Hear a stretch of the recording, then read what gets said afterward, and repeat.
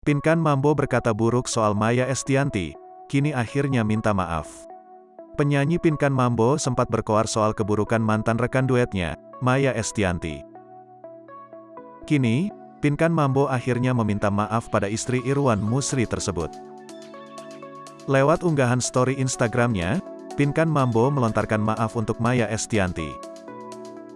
Adanya permintaan maaf Pinkan Mambo disampaikan lantaran perkataan buruk yang heboh baru-baru ini.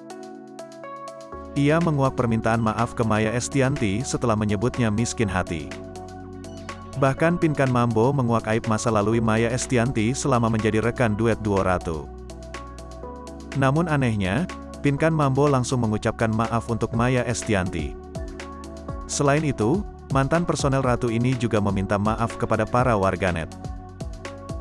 "Maya, aku mohon maaf kalau aku ada salah ngomong," ujar Pinkan Mambo.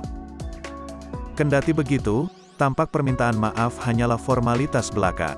Pasalnya, Pinkan Mambo masih terus mengungkit kejadian yang membuatnya sakit hati.